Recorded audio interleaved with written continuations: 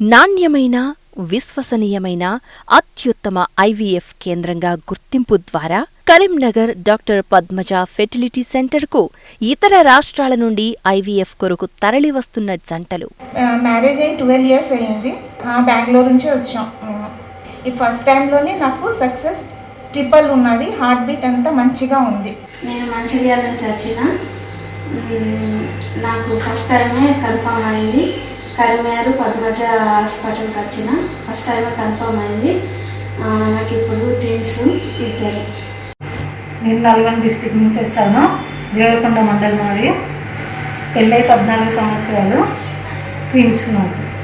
ఇప్పుడు doctor Padmaja madam దగ్గరికి వచ్చినాం కరీంనగర్. మాది విజయవాడ నుంచి వచ్చాను మేడం. నేను చాలా హాస్పిటల్కి తిరిగాను, కానీ ఎక్కడ కూడా నాకు సక్సెస్ కాలేదు. ఇక్కడ ఫస్ట్ టైమే మేడం గారి దగ్గర నాకు సక్సెస్ అయ్యింది. అయ్యిద్దని చెప్పారు, అయ్యింది. మేడం గారు చేశారు.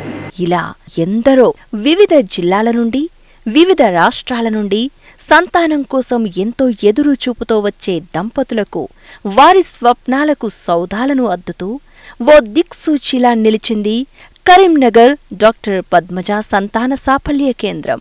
నేను ఆసిఫాబాద్ డిస్ట్రిక్ట్ నుండి వచ్చాను.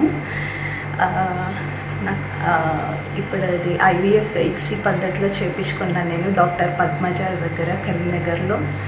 నాకు ఇప్పుడు ట్రిప్లెట్ 3 babies అని చెప్పారు. ఈరోజు చాలా హ్యాపీగా ఉంది. నేను కర్నూలు నుంచి వచ్చాను. నాకు 7 years అయింది మ్యారేజ్ అయ్యి. పిల్లలు లేరు. ఎక్కడెక్కడో తిరిగాను కానీ కాలేదు.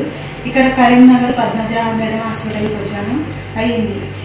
రాజన్న సిరిసిల్ల డిస్ట్రిక్ట్ ఎన్నో హాస్పిటల్ తిరిగాము కానీ అయినా కాలే.